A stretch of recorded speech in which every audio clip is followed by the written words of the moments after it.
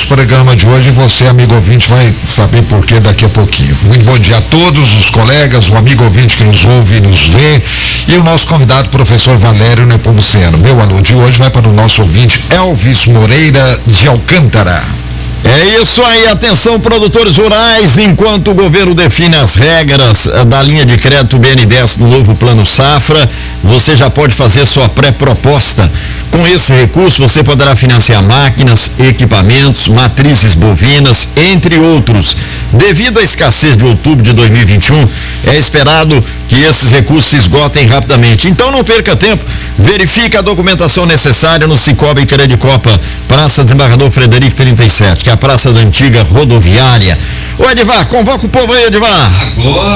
Agora você pode participar com a gente nos mandando mensagens através do WhatsApp da Rádio Clube 98. Já está agendado aí no seu telefone? Não? Ó, faz o seguinte, já deixa agendado já. O telefone é o seguinte, do número do WhatsApp, 3818-1798. Vou repetir para você, ó. Anota aí. 3818-1798. Este é o número do WhatsApp da Rádio Clube 98. Estou aqui aguardando a sua participação. Pode ser mensagem de áudio ou mensagem de texto.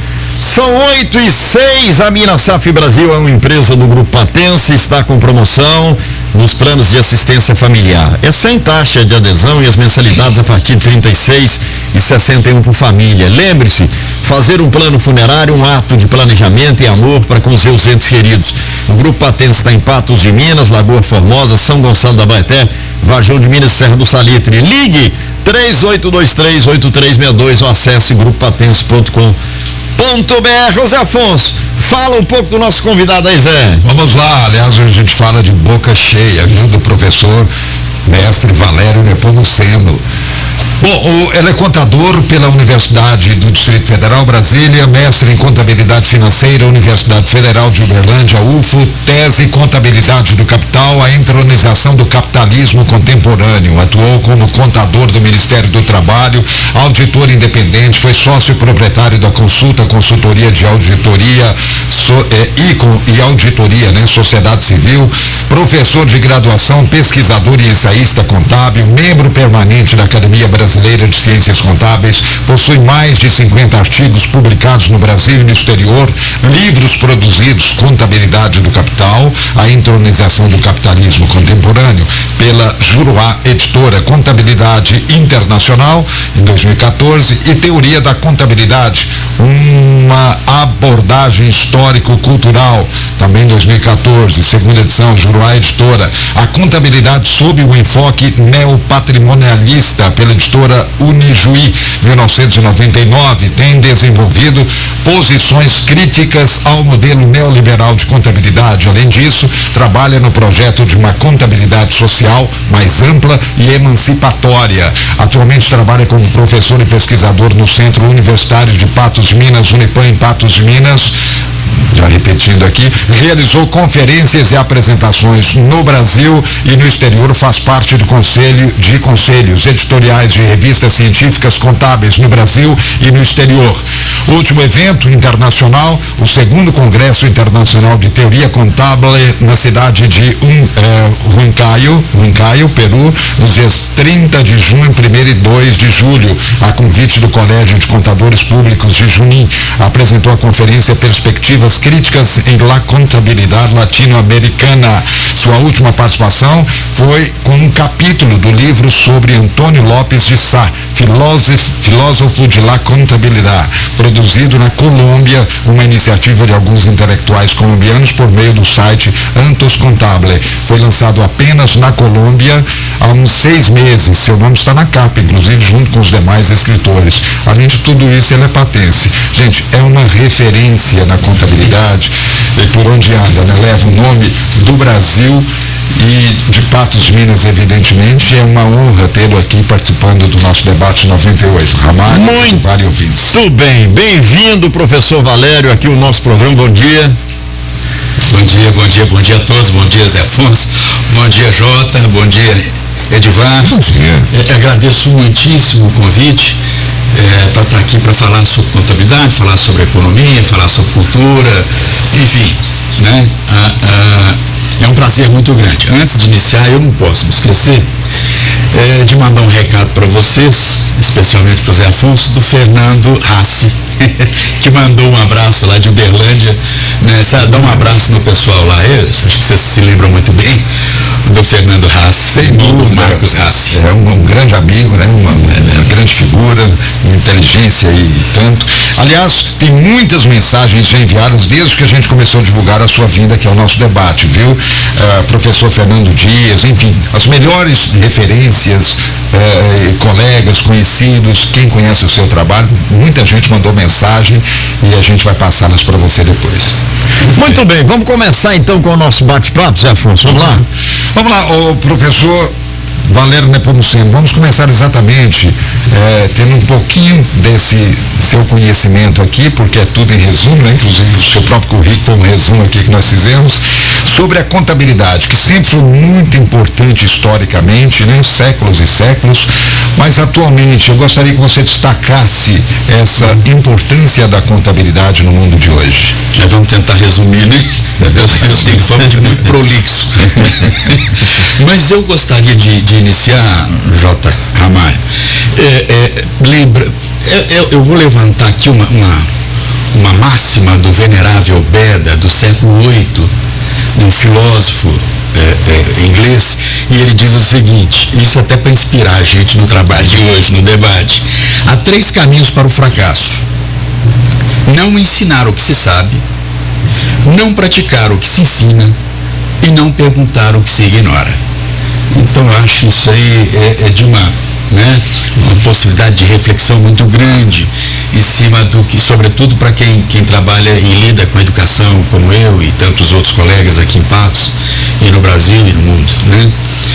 Zé Afonso, é uma tarefa muito difícil falar sobre contabilidade em pouco tempo, né? Mas eu começaria primeiro pela expressão, pela palavra contabilidade, que deriva, que tem como raiz conta. E por isso a contabilidade foi muito confundida como ciências exatas, né? Muita gente acha que contabilidade é fazer conta, fazer cálculo, e não é bem assim. É um pouco de cálculo, um pouco de aritmética, não passa de regras proporcionais para cálculo de câmbio e outras cositas maravilhosas. Não é mais do que isso. Então são contas, né? E a partir dessas contas a gente registra aquilo que as pessoas têm, aquilo que elas devem e qual é o saldo.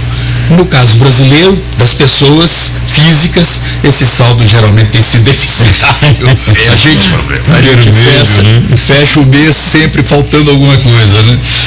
Então veja, então a importância da contabilidade no mundo, e aí alguns até falam, a contabilidade está acabando, vai acabar a contabilidade.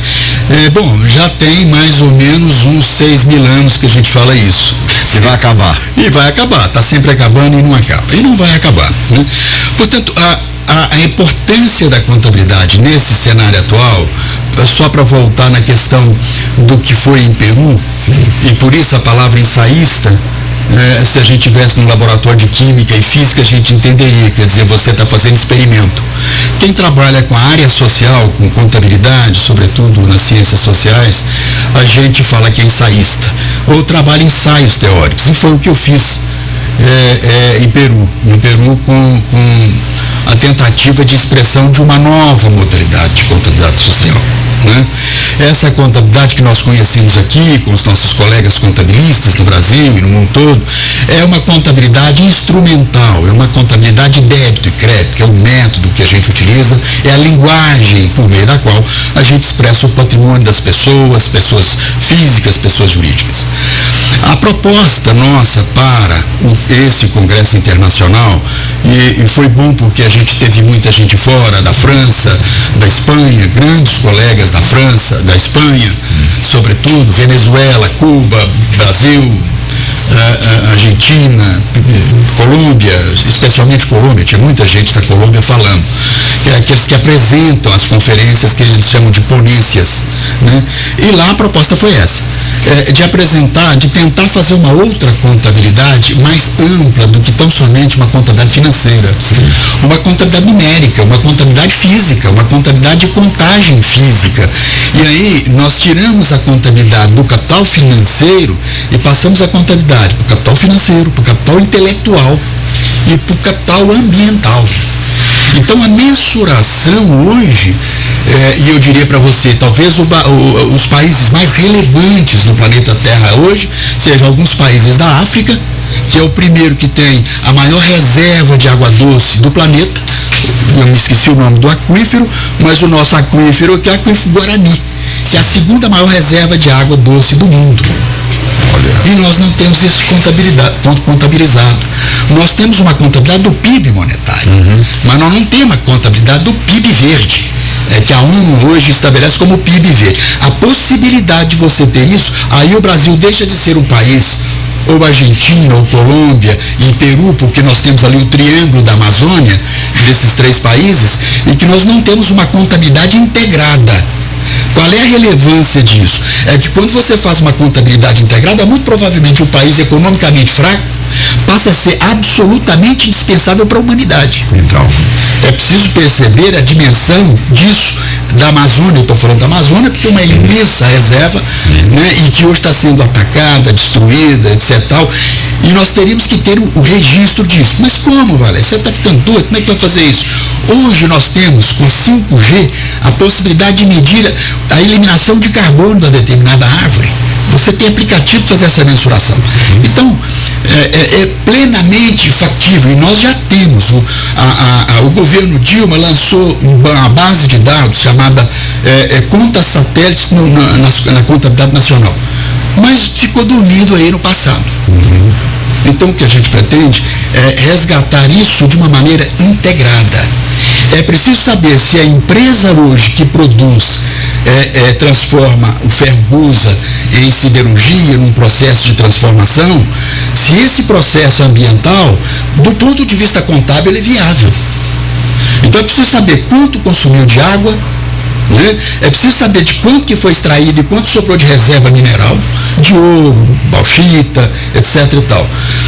E nós não temos isso. Não tem controle nenhum sobre isso, então, pelo que eu estou entendendo que o senhor está dizendo aqui. No mundo, não. No mundo, não é no Brasil, isso é no mundo. No mundo todo, não há. E não há interesse para isso. Até porque agora que nós estamos acordando e chegamos à conclusão de que os recursos naturais são completamente finitos.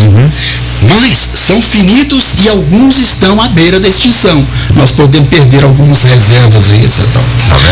Tentativas pela ONU já foram feitas. A sistematização das contas já foi feita desde 1993. Mas é um processo, a ideia, o ensaio que eu fiz, é um pouco mais avançado. São essas contas da ONU, que é o sistema de mensuração econômico-ambiental, atrelado num processo integrativo, dinâmico, entre o que se extrai, ou seja, a extração do insumo, a produção, transformação do insumo e o consumo nos lares, nos domicílios. Isso é feito, em parte, pela contabilidade nacional. A contabilidade que registra o PIB é por aí. Então esse foi o foco que nós demos lá, e eu acho que foi até muito bem recebido. Eu imaginava, porque eu sou muito crítico, o professor Lopes dizia: Valério, sua língua fura tacho. Você é um Galil falava isso também. O Lopes dizia assim: você é muito ácido nas suas críticas. Mas tá aí. Mas é por aí exatamente porque você realmente conhece, é uma carência, né, mundial, e o Brasil precisa avançar nisso também, né? Até porque é por aí que a gente vê a importância da contabilidade. Então a gente, antes de prosseguir, Valério, queremos mais uma vez transmitir a você os nossos efusivos cumprimentos pelo seu trabalho profissional e por promover essa representatividade da contabilidade brasileira no exterior. Foi seu professor também, Edmar? O Valério não, mas o Luiz André. Luiz André. Tá certo. Vamos lá então, Luiz André. Só uma brincadeirinha. Alguém já te chamou de Dom Jorge já? Já. Imaginei. Eu tenho uma família, o Beto, da Selma e do Zé Aleixo, me chama de Dom Jorge. Agora ele me chama de Kojak. Parece bem parecido. Mas, Valério, eu queria que você explicasse para mim. É o seguinte, é uma dúvida minha, eu acho que é uma dúvida de muitas pessoas também, em relação à profissão. É contador ou contabilista, afinal de contas? Qual que é o termo certo? Olha, deixa eu te falar. verdade existem os dois. Não, ainda tem um resquício do contabilista, que é o técnico em contabilidade. Eu, por exemplo. Na verdade, eu ia perguntar isso antes de começar, quem fez o técnico em contabilidade na Penha, né? O professor Diodato. O professor Diodato é um ícone, né? E outros tantos aí que nós temos, Rafael Gomes, né? Verdade. O Baltazar Guimarães. Nós, quando criamos o Museu de Contabilidade... O Baltazar tá ligado, um grande abraço para ele. Que ótimo. Um abraço também, Baltazar. E nós fizemos entrevistas, nós temos uma gravação, já pensando nessas pessoas, para a posteridade daqui 50, 100 anos, nós fizemos um museu pensando nisso. E aí nós fizemos gravações com o professor Deodato, fizemos gravações com o Baltazar Guimarães e com o Rafael Gomes. Era para fazer com Elvira também, mas depois a gente se perdeu aí no meio do caminho e tal. Só para acrescentar, o Museu da Contabilidade é um dos museus de Patos de Minas que precisa ser conhecido, né? Exatamente, né? Nós temos 3 museus de contabilidade no Brasil, o do Conselho Federal, o de Santa Catarina e o de Patos, né? E nós temos um acervo muito interessante. Eu confesso para você, eu tenho certeza que muitas pessoas não sabem disso, né? Não a importância desse trabalho, né? Edivar, e nós temos lá, você que foi contabilista, Zé Afonso, deve se lembrar que a gente fazia a transposição do balanço patrimonial para o livro diário com gelatinas, né? Era um processo que você, para mais ou menos entender o processo, todo mundo conheceu o stencil. Os meninos hoje não sabem o que é isso. Não. O stencil era você reproduzir uma folha com tinta, mimeógrafo, né? Mimeógrafo, né? Exatamente. As provas, por exemplo, passavam por... A gelatina era o mesmo processo. Você tinha uma máquina de diário um carro enorme, você fazia aquelas folhas do tamanho dos livros diários, que eram imensos, né? E você colocava na gelatina e colava o diário ali. O contabilista é o técnico que fazia 3 anos, por exemplo, do ensino básico. Hoje, né, faria o técnico veio de Portugal. O problema é que a França também teve, aliás, a Alemanha teve, a Europa toda teve, Estados Unidos. Começou pelo técnico, escolas de comércio. E a primeira escola de comércio no Brasil foi de Juiz de Fora, 1893. Né? Eles falam que São Paulo, o pessoal da Fundação Álvares Penteado, que é uma faculdade muito importante no campo da contabilidade, dos negócios, fica puxando a brasa para São Paulo, falando que foi a FECAP. Na verdade, não foi, não. Foi Juiz de Fora. Quem fez inspirou na Europa e na França o currículo da escola de comércio de Juiz de Fora foi feita na França. Que ano mesmo você disse aí? 1893. E eles foram em 1905 em São Paulo. Finalzinho do século. Então o técnico veio de Portugal. Só porque o técnico de Portugal ainda hoje é técnico, mas é um técnico tipo engenheiro. Entendeu? Quer dizer, altamente especializado, 5 anos. Diferente aqui do Brasil. É diferente. Nós pegamos aí, fizemos com 3 anos, e 3 anos é muito pouco. Portanto, está proibido, né, abrir novos cursos. É uma pena, né, Valério? É uma pena, viu? É verdade, porque Edivar, as coisas mudaram muito, né? Essa aqui é a verdade. Então, hoje, a vulgarização das faculdades de nível superior no Brasil tem permitido esse tipo de coisa. Quer dizer, agora você tira o técnico de contabilidade, que é esse instrumentalista. É o cara que trabalha com debitar e creditar, fechar livro, abrir livro, né? Essas coisas todas. Mas aí o nível superior faz tudo isso, mas tem áreas importantíssimas, como a auditoria, por exemplo. E agora, tanto na área privada quanto na área pública, né? Em qualquer prefeitura você tem auditoria, você tem controladoria. É verdade. E a contabilidade pública. Outra dúvida minha, professor Valério, é em relação à questão de legislação. Como é que vocês conseguem? É tanta coisinha, tanta minúcia. Muda o imposto de renda que você faz hoje, para o ano que vem já muda um monte de regras. Como é que o profissional da contabilidade lida com tudo isso? Ele tem que estar sempre atualizado, né? Completamente, sobretudo no Brasil. Mas isso não é só no Brasil, não.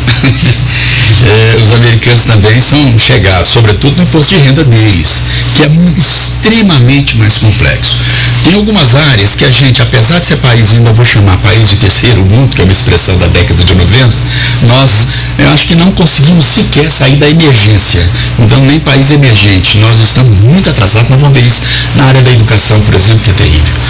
Mas essa parte de se atualizar constante, né? Completamente. Isso foi possível, por exemplo, desenvolver algumas revistas especializadas, como antigamente, hoje ainda tem a IOB, que é da Thomson, né?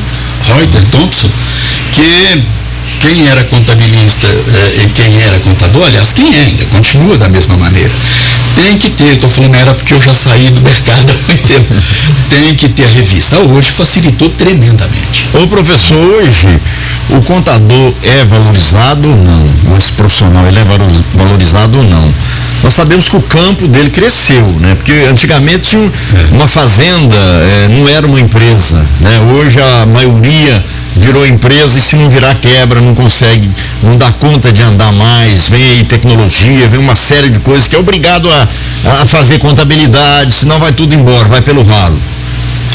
O Jotamar, eu acho que no Brasil deveria ser mais valorizado, porque na verdade, mas aí tem outros aspectos da própria profissão que deveriam ter desenvolvido do ponto de vista de nível superior, etc. e tal, e acabou ficando um pouco para trás em relação, comparativamente, com os Estados Unidos, com a França e a Alemanha.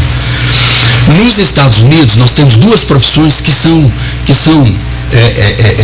esteios da sociedade norte-americana. É o advogado, para defesa da sua integralidade individual, pessoa física, privada, e também, do ponto de vista privado, existe o contador, que é extremamente valorizado nos Estados Unidos.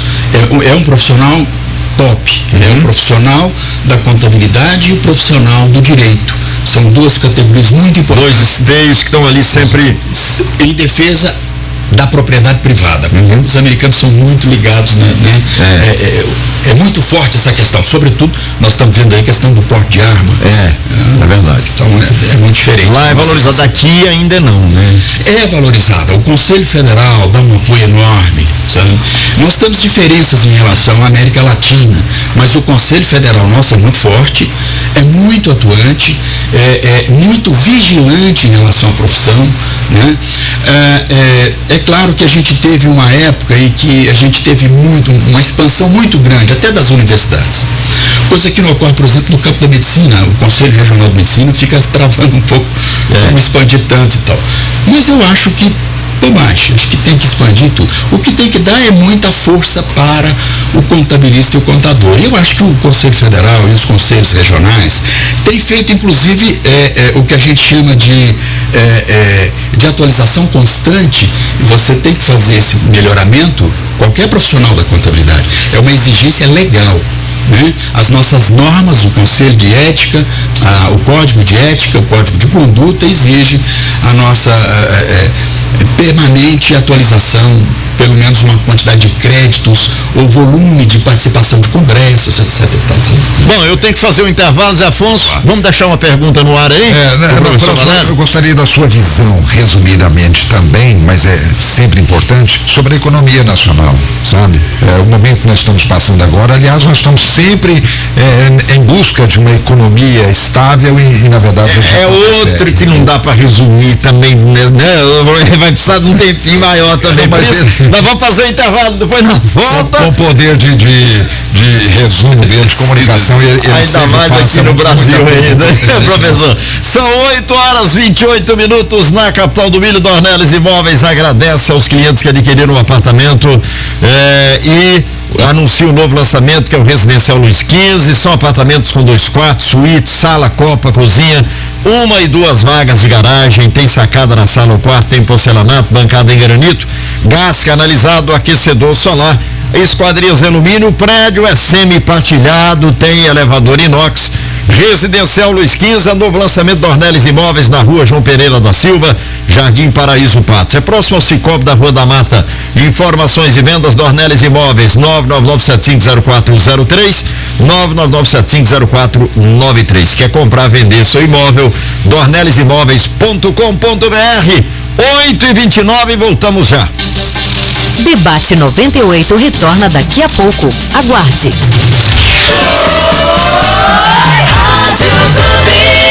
Faça algo que te faça feliz. Seu futuro está em suas mãos.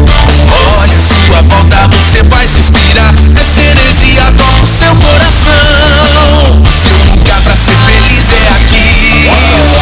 Irmã, você tem tudo a ver. Ser feliz pra nós é te ver feliz.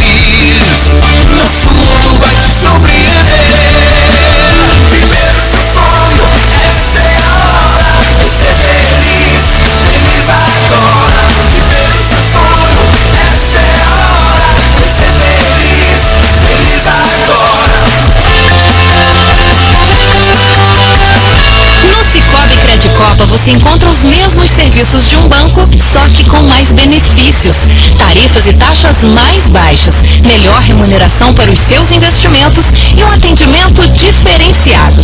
Tudo isso na cooperativa de crédito, que no ranking do Sicoob em patrimônio líquido é a 5ª maior de Minas Gerais e está entre as 50 maiores do Brasil.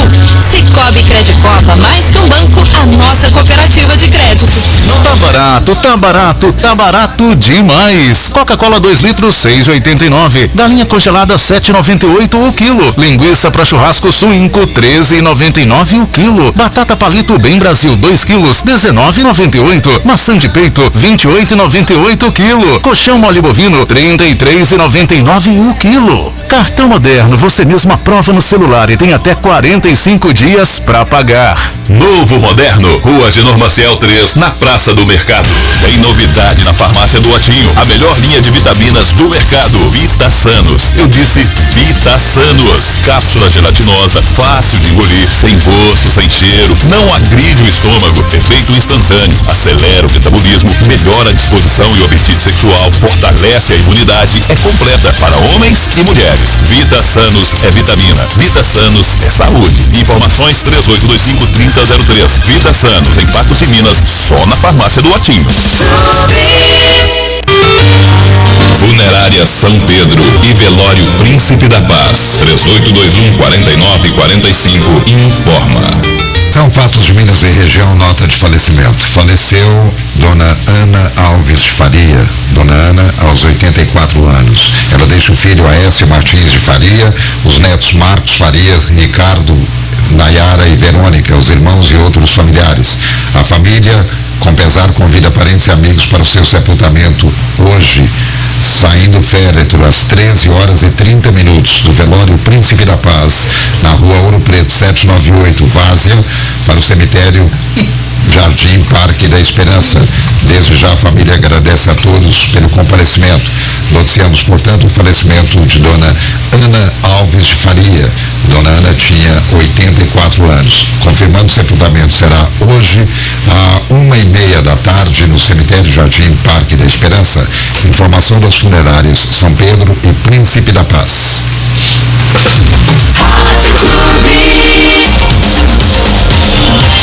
Os assuntos que estão na boca do povo estão no ar. Voltamos a apresentar Debate 98. Momento Unipan. Olha, aqui no Momento Unipan de hoje, no Debate 98, estamos lembrando a você que foi aprovado no vestibular de inverno recentemente realizado, que é tempo de matrícula. Aliás, é sempre importante lembrar também que o vestibular de inverno foi um processo seletivo realizado presencialmente no último dia 3 de julho, foi no domingo, de 13 às 16 horas, depois desse período todo aí de pandemia. Agora o vestibular aconteceu em caráter presencial. Bom, o processo seletivo foi constituído por uma prova de redação por questões objetivas do tipo múltipla escolha, abrangendo as matérias da Base Nacional Comum do Ensino Médio. Para você que não participou, fica aí a dica, porque os vestibulares seguem esse modelo. O resultado foi divulgado a partir das 16 horas de ontem, dia 7, no site resultado.unipan.edu.br. E as matrículas já podem ser feitas na Secretaria Acadêmica hoje, dia 8 de julho, e também no período de 11 a 15 deste mês de julho. As aulas terão início no dia 1º de agosto. Para qualquer dúvida, você pode acessar o site, está lá ainda, vestibular.unipan.edu.br. Pode entrar em contato pelo telefone 0800 940 4006. E mesmo sendo período de recesso escolar, aqui as informações do Centro Universitário de Patos, Minas. Não pare, fique sempre ligado no Momento Unipan do Debate 98. Unipan, educação que transforma. 8h35. Atenção, produtores rurais. Enquanto o governo define as regras de crédito BNDES do novo Plano Safra, você pode fazer sua pré-proposta. Com esse recurso, você poderá financiar máquinas, equipamentos, matrizes bovinas, entre outros. Devido à escassez de outubro de 2021, é esperado que esses recursos se esgotem rapidamente. Então não perca tempo, verifique a documentação necessária no Cicobi Credicopa, na Praça Desembargador Frederico 37, Praça da Antiga Rodoviária. Já já o Edivar vai colocar o povo no rádio. 388-1798 é o nosso WhatsApp para você participar conosco aqui do programa. Minas Safra Brasil é empresa do Grupo Patense e está com promoção nos planos de assistência familiar. É sem taxa de adesão, mensalidades a partir de R$ 36,61 por família. Lembre-se, fazer um plano funerário, um ato de planejamento e amor para com seus entes queridos. O Grupo Patense está em Patos, Lagoa Formosa, São Gonçalo da Abaeté, Vajão de Minas, Serra do Salitre. Ligue 3823-8362 ou acesse grupopatense.com.br. 8h36, Edivar. Muito bem. Eu mandar um alô aqui para o professor Marcos Rassi, ele está mandando uma mensagem para a gente, que é parabéns ao Valério pela aula de contabilidade e de cidadania. Ô Marquinhos, só que eu estava dando uma conferida aqui na sua foto, eu até mostrei aqui pro Valério, rapaz. Ele estava falando assim, tá perguntando se nessa foto aqui você tinha o quê? 18 anos de idade, Marcos Rassi? Tá muito novinho aqui na foto, rapaz. Brincadeiras, né? Mas brincadeiras à parte, eu agradeço aqui a participação do professor Marcos Rassi com a gente aqui. E eu já emendo também perguntando, o professor Valério, quando o senhor chegou aqui, eu falei assim, ele tem viajado muito aí pela América Latina. Agora com a questão da pandemia, a coisa ficou um pouco diferente. Mas eu queria a sua visão, eu quero aproveitar o seu conhecimento, né, também da América Latina, a sua visão sobre o que está acontecendo nos países da América Latina, em relação principalmente à questão política, né? Venezuela, Colômbia, hoje o Chile com a situação também agravando aí também economicamente. O Chile já teve bem melhor na situação na época, em épocas passadas. A sua visão geral sobre a nossa América Latina?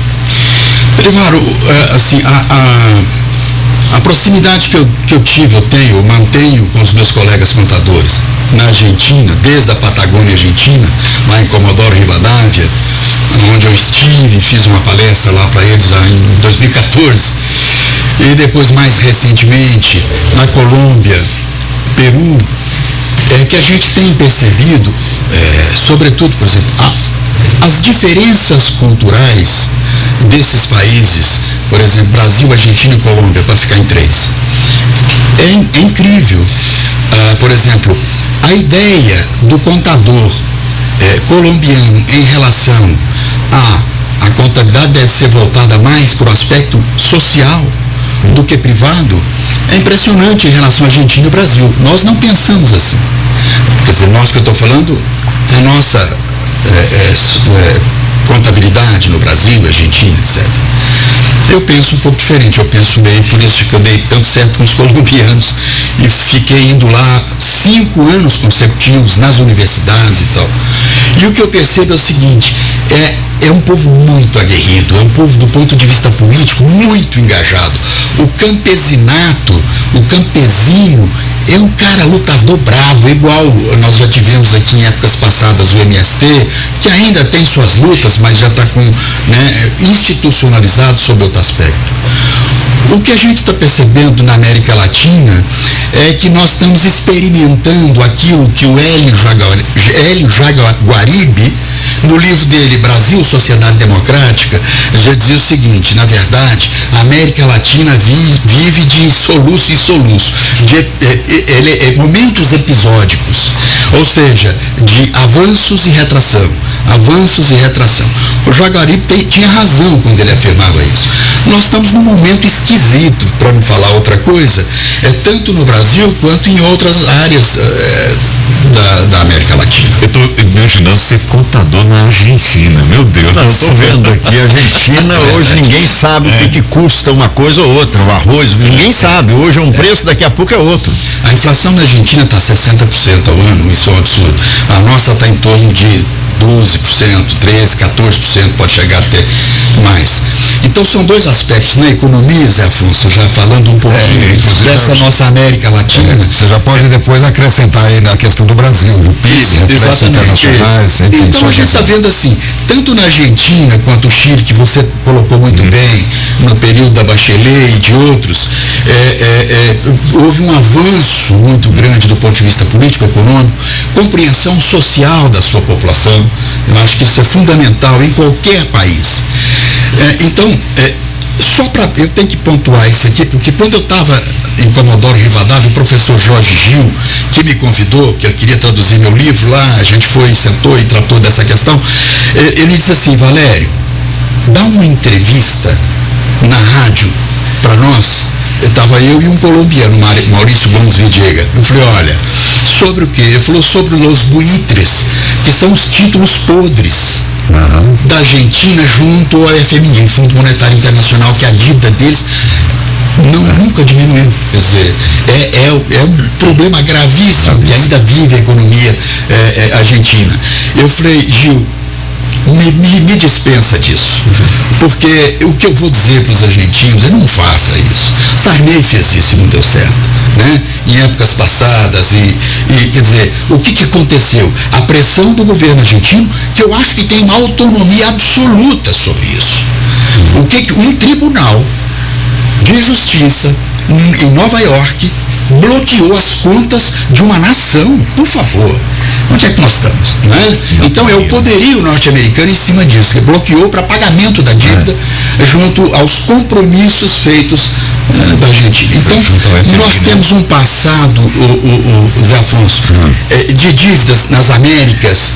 Não nos esqueçamos que todas as nossos países passaram por ditaduras e com elevado grau de endividamento, né?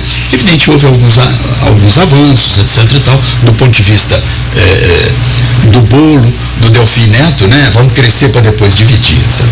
Então essas questões na América Latina, elas ainda são, em certa medida, homogêneas, porque mais ou menos são traçadas do ponto de vista econômico da mesma maneira, tanto a Argentina quanto Kirchner, a família, e agora o Rodrigues, quer dizer, Peru também agora avança um pouco. O sinal que a gente está vendo é que a esquerda volta a dominar a cena econômica e política na América Latina. Esse cenário se aplica ao Brasil também, professor Valério? Aplica. Ou aqui está um pouco diferente, está um pouco melhor? Eu acho que aplica, Zé Afonso, eu acho que aplica. E agora nós estávamos falando aqui sobre a questão do Brasil.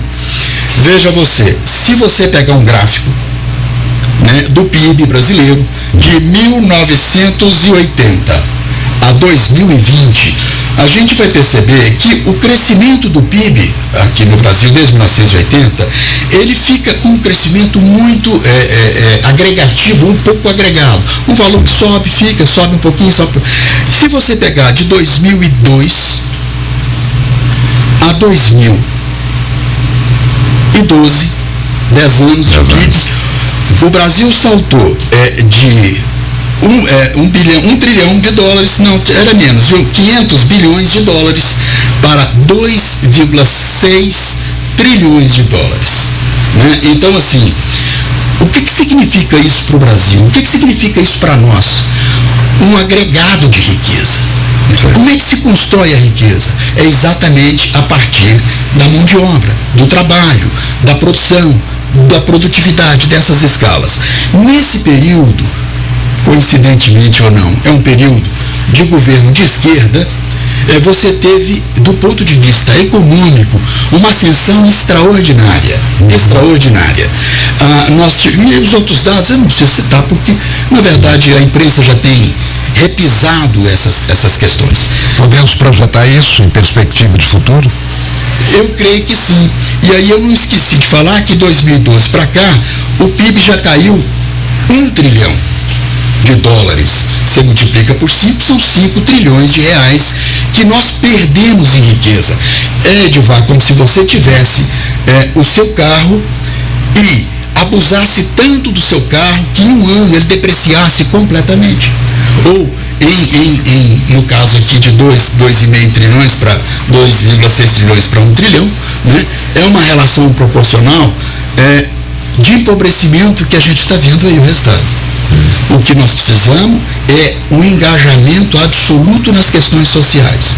Eu não tenho a menor dúvida disso. Certo. São 8h45. O Ramalho, pra gente aproveitar mais ele. Pois é, nós temos que fazer mais um intervalo agora. Vamos lá. Pode, mano.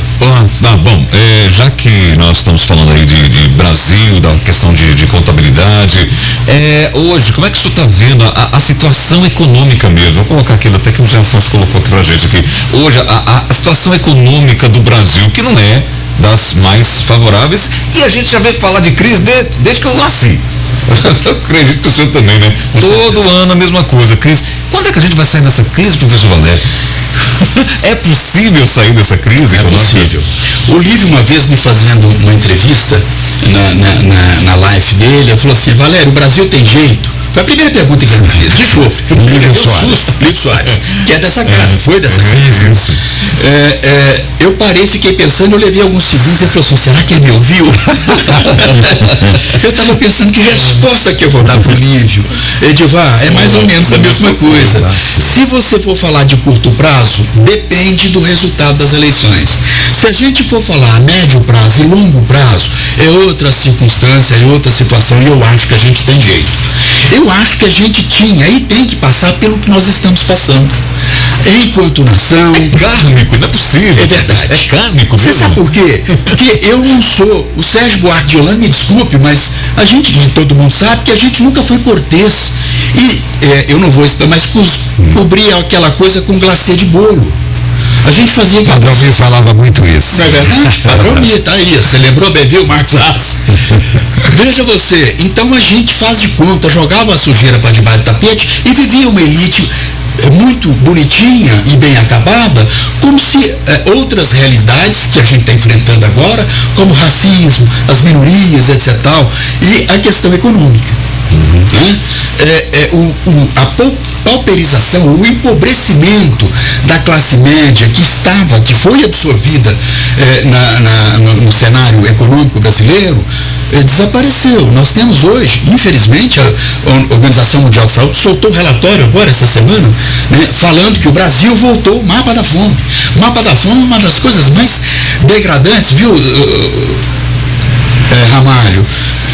Como que você pode perceber uma nação, um país, em que os seus irmãos passam fome? Ainda mais um país com a potencialidade do Brasil. Agora, voltando na questão econômica, veja você, o único setor que não passa dificuldade hoje, que tem contribuído para o PIB, é o agronegócio. Né? A indústria está com dificuldade, todos esses setores estão com muita dificuldade, por causa da pandemia e por outras razões políticas e econômicas anteriores à questão da formação da riqueza do país. Agora, o mundo inteiro hoje passa por dificuldades, né? Não é claro que esses dados aí que você está falando com relação ao PIB, dessa época aí houve um crescimento. O senhor mesmo falou no início, os países da América Latina sobe e desce, né? Em determinadas décadas aumenta, melhora, depois cai de novo. A Argentina, por exemplo, já esteve lá em cima, um país rico, hoje está na situação que está, né? Não vou falar qual governo, se é a esquerda porque é a direita, não, porque já passou pela direita, também teve problemas no governo anterior, então um sobe e desce danado. E outra coisa, eu tenho um pensamento, professor, que o ser humano, de uma maneira geral, vamos falar do brasileiro, a qualidade de vida do brasileiro melhorou demais nos últimos anos. Eu tenho 65 anos, eu me lembro, eu sou da época que não tinha telefone, que não tinha internet, que não tinha nada. Patos de Minas tinha problemas, o Zé Afonso sabe, o senhor mesmo sabe, o Edivar, que você tinha problema para andar na cidade, tanto bicicleta que tinha. Então o brasileiro, ele melhorou a qualidade de vida dele, só que ele não sabe disso, ele não percebe isso. Aí talvez entra a questão da contabilidade, que nós começamos a falar no início aqui. O camarada não faz conta, ele vai lá, endivida no banco, faz um empréstimo, atola até o pescoço, depois ele não dá conta de pagar a conta dele. E aí, o que vai acontecer? Não dá conta de comprar comida, e aí ele empobrece realmente, né?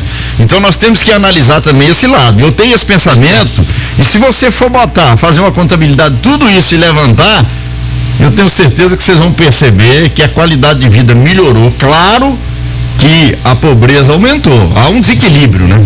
Sempre houve isso, né? Aqueles que melhoram de vida e aqueles que pioram de vida.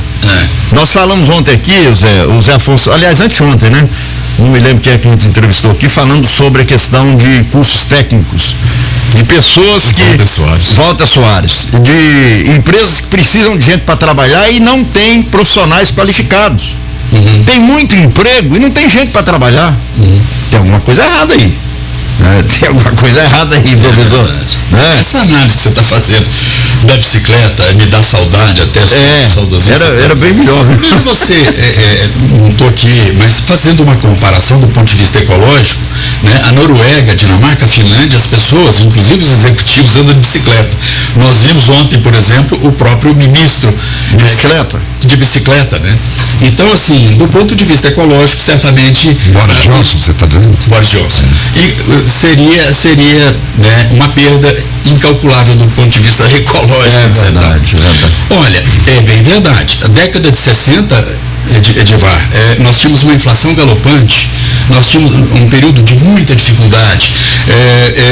Claro, a gente não tinha os equipamentos tecnológicos que nós temos hoje, os avanços tecnológicos, etc. Né? Mas o que a gente pretende enquanto país, o que a gente pensa, é voltado para alguma coisa que nos dê estabilidade econômica, política e social. Né? E isso é do ponto de vista de uma nação. É verdade. Não dá para você conviver com diferenças extraordinárias, como Norte, Nordeste e Sul, né? A ponto de haver preconceitos e relações de atrito entre os cidadãos brasileiros. Nós somos um país só, né? E ponto. Portanto, essa relação, voltando à questão econômica que você estava falando, olha, eu acho que nós vivemos um momento delicadíssimo isso é uma visão muito pessoal, do ponto de vista político, sobretudo. O econômico está espremendo o político. E essa situação americana com Croácia, Rússia, né? Tem algumas coisas muito delicadas, um jogo político, mas acima do jogo, esse jogo político é provocado, evidentemente, sempre assim, pelo jogo econômico. E o jogo econômico até 1973, quem determinava oficialmente, pelo Pacto de 1950, o dólar, depois da Segunda Guerra Mundial, o dólar era a paridade mundial. Eram tantas onças de ouro para um dólar. Quer dizer, o dólar foi a moeda que dominou as relações internacionais e ficou. Isso está mudando agora. A China desequilibra a partir de 1980. A Rússia desequilibra a partir de 1990 a 2000. Portanto, o que nós temos agora é a China fechando acordos internacionais, não aceitando o dólar, não aceitando o euro, mas o yuan, o rublo russo. Então, agora você tem uma ruptura. Essa ruptura foi tentada com os BRICS, depois o Lula sai do governo e ela perde um ritmo. Portanto, o jogo econômico estabelecido por poder econômico determina o político. Tem determinado o político no mundo inteiro. Só para a gente, me permita aqui, Zé Afonso, acho que eu estou exagerando um pouco aqui, mas deixa eu só passar um dado aqui, que saiu no Oxfam International, que é um organismo internacional que mede as relações da riqueza, né? É um relatório chamado Lucrando com a Dor.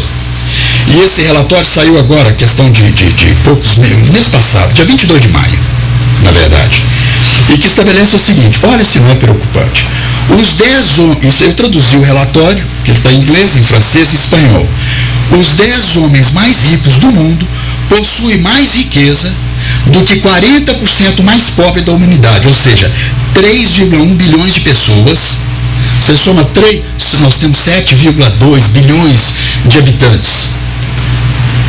Soma a riqueza de 3,1 bilhões de pessoas. É o que tem 10 pessoas. Os homens mais ricos do mundo, Elon Musk, George Soros, Warren Buffett, quer dizer, essa concentração de riqueza equivale, por exemplo, se uma pessoa fosse trabalhar, nós, réis mortais, se tivéssemos que trabalhar para ter a mesma quantidade de riqueza que esses caras ganham num ano, nós teríamos que trabalhar 112 anos, diz o relatório. Muito bem. Já tem mais um intervalo aí? Tem, mas agora Eu vou deixar uma pergunta aqui, porque nós vamos entrar também nas questões locais. Aliás, já estamos Vamos rapidinho, não dá tempo não. Né? Então, não dá tempo nem do intervalo. Então deixa eu continuar aqui para deixar a pergunta para ele. 5 minutos para as 9, a gente volta e já faz direto. Zé, vamos lá, vamos pro intervalo rapidinho, voltamos já. Debate 98 retorna daqui a pouco. Aguarde. Tradicional festa junina de Patos de Minas. Sábado, 9 de julho, no Parque de Exposições, em Patos de Minas. Praça Parque, com show de Amado Batista. Tive um amor. Participe do maior arraial de Minas Gerais. Festa junina de Patos de Minas, 2022, dia 9 de julho. Realização Lions, Centro, sonorização Lucas Som e Luz. Produção Okifama Produções. No Cicobi Credicopa você encontra os mesmos serviços de um banco, só que com mais benefícios. Tarifas e taxas mais baixas, melhor remuneração para os seus investimentos e um atendimento diferenciado.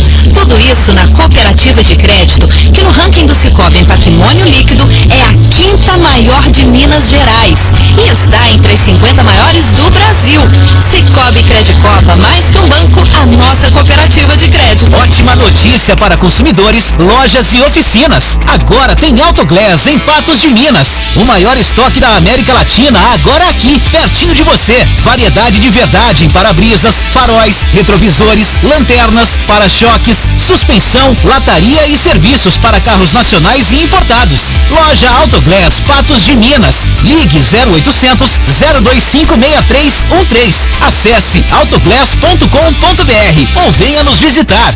Cada hortifruti tem a sua necessidade específica, mas todas têm algo em comum. Precisam de nutrição de qualidade superior. Os fertilizantes Yara reúnem tecnologia e nutrientes para sua lavoura crescer com mais vigor, sanidade e uniformidade. Para todos os hortifrutis, nutrição de qualidade aumenta a rentabilidade. Conte com a Yara, empresa líder mundial em nutrição de plantas para cultivar suas frutas, legumes e hortaliças. Use Yara Fertilizantes. Sobe, sapo! Torcedor Esmeraldino, o Campeonato Mineiro está chegando. Faça o seu sócio torcedor e fortaleça o seu time de coração. Pontos de venda: Disque Bebidas na Rua Major Jerônimo 45, Livraria do Otaviano no prédio da Rádio Clube e na loja João Alemão na Olegário Maciel 12, ou então pelo site do Esporte Clube Mamoré, www.scmamoré.com.br. Adquira já o seu sócio torcedor e garanta sua presença em todas as partidas. Sobe, sapo! Os assuntos que estão na boca do povo estão no ar. Voltamos a apresentar Debate 98. 8h58, vambora. O tempo já esgotou aqui, Zé, mas nós temos 2 minutos ainda. Que pena. Professor, com o seu conhecimento, com a sua experiência na área da educação, nós estamos num debate agora de terceirização do Estado, né, passando inclusive muitas responsabilidades para municípios. Caso de Patos de Minas, ensino estadual sendo municipalizado. Qual é a sua visão sobre isso? Simples. Vai ser bom? Você pode municipalizar, não tem problema. Mas tem recurso. Onde é que, se você aumenta, agora nós estamos falando de contabilidade, se você aumenta a responsabilidade, e eu não vou chamar aqui educação de despesa, porque não é, se aumenta o impacto do investimento no campo pela absorção de escolas públicas que são hoje pertence ao Estado e passa para o município, evidentemente que algumas pessoas dizem o seguinte: olha, a coisa acontece na cidade. Ninguém sabe onde é que está o Estado, ou pelo menos tem uma ideia e circula, mas ninguém tem ideia de Brasil, etc. Tal. Você quer saber onde a coisa acontece no seu município. Se a rua não está esburacada, se você tem educação de boa qualidade. Eu defendo a educação pública. Eu acho que a educação pública é o compromisso. Se você pegar a Inglaterra tem, aliás, a Inglaterra e os americanos, são países extremamente neoliberais. São os pais do neoliberalismo. 2 coisas acontecem com muita força. Por exemplo, O NHS, que é o SUS na Inglaterra, é público. O sistema de saúde na Inglaterra, no Reino Unido, é público. A educação é pública. Nos Estados Unidos é um pouco diferente, é público, mas com doações, etc. e tal, que são, né? Quer dizer, eu acho que se eles são e tomam com muito carinho a educação e a saúde, por que aqui no Brasil a gente não tem que fazer a mesma coisa? Né? É referência. Portanto, Zé Afonso, a resposta é essa. Eu acho que a municipalização, até para discussão dos instrumentos da educação, a maneira pela qual você... Aliás, eu tinha trazido outros dados aqui, mas não deu tempo, sobre o PISA, que esse programa de avaliação internacional dos alunos brasileiros, nós estamos lá na marcha ré, entendeu? Lá atrás, é um desespero. Se você pegar o SAEB, que é a avaliação do ensino básico, e se você pegar a ENAD, é um desastre no Brasil. Na educação, nós estamos a reboque. Aliás, eu acho que nem estamos. É lamentável, é profundamente lamentável. Vejo com bons olhos, com muita ressalva, a questão da municipalização. Porque o que eu estou vendo não é uma questão porque a educação tem que ser discutida na base, junto à municipalidade. Não é não. É você estar refugando as escolas estaduais, né, para o município, tirando o encargo do Estado e passando para o município. Eu acho que não é por aí. Não dá mais tempo, Zé. Estouramos nosso tempo. 9:01. Agradecendo a presença, professor. Nós vamos tirar um outro dia aqui, Zé, só para falar de educação, né? Principalmente depois da municipalização e outros assuntos, né, Edivar? Com toda certeza. Professor, muito obrigado, viu, pela presença aqui no programa. Pessoal, estão sempre pedindo para aumentar esse espaço aqui, e a sua participação é a prova disso, que é preciso mesmo. Mas é o seguinte, para terminar, eu queria cumprimentá-lo mais uma vez e lembrar que nós não entramos, inclusive, em outros assuntos que seriam muito importantes, a questão, por exemplo, da cultura, né, do investimento na cultura, já que você tem uma origem de uma família cultural, né, um abraço. Quem não se lembra do nosso querido senhor Vicente Nepomuceno. Então, da minha parte, muito obrigado e esperamos tê-lo aqui em outras oportunidades. Professor, obrigado. Eu é que agradeço. Muitíssimo agradecido. Um abraço para o Omiro, para a família, né? Aliás, só para arrematar, eu tenho 83 páginas escritas da contabilidade do século XVIII, XIX no Brasil, em Patos de Minas. É um livro que eu pretendo no futuro lançar só sobre a contabilidade da prefeitura, da prefeitura da comarca, porque naquela época o presidente da comarca era o prefeito. Então tem esses documentos nos originais que estavam meio que guardados aos mofos lá da prefeitura, e resgatamos uns 300 livros. Maravilha, era uma grande contribuição. Obrigado. As suas obras, professor, onde que a gente pode conferir? Edivar. Qualquer obra pode ser adquirida pela internet. Amazon.com, Casas Bahia, Lojas Americanas, tá tudo disponível. Entrou lá, botou Valério Nepomuceno, acha meus livros.